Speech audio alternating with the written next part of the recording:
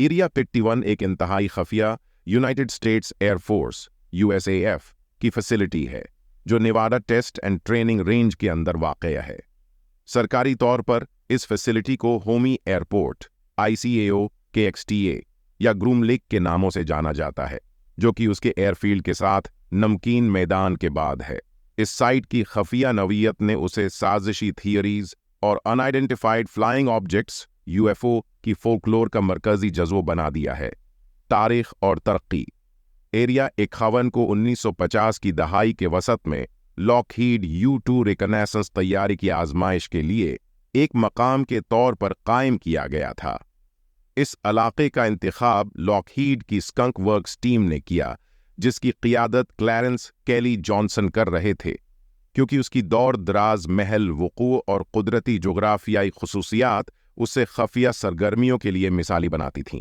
इस फैसिलिटी का इस्तेमाल तब से कई दीगर खफिया तैयारा मंसूबों की आजमाइश के लिए किया गया है, जिनमें A-12 ऑक्सकार्ट, SR-71 ब्लैकबर्ड और F-117 नाइथॉक स्टेल्थ फाइटर शामिल हैं। मकसद और इस्तेमाल।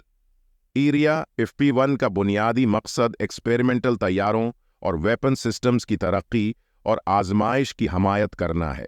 ये Nevada test and training range के अंदर एक वसीआतर किरदार के साथ हम आहंग है, जैसा कि ट्रेनिंग ऑपरेशंस और US मिलिट्री के लिए मुतालिका टेक्नोलॉजीज की आजमाइश के लिए एक मकाम के तौर पर।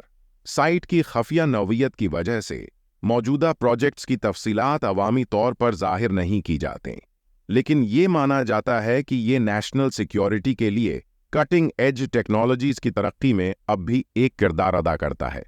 साजिशी नज़रियात। एरिया 61 बहुत से साजिशी थियरीज के लिए एक मरकजी नुक्ता रहा है, ख़ास तौर पर वो जो UFOs और एलियंस से मुताल्लिक़ हैं।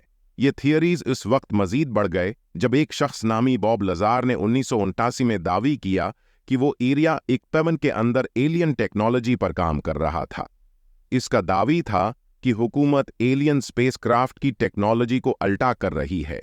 इन दावों को मीडिया और कॉन्स्पिरेसी के हलकों में वसीआ पैमाने पर फैलाया गया, हालांकि उसकी कोई मोतबर एविडेंस नहीं मिली है।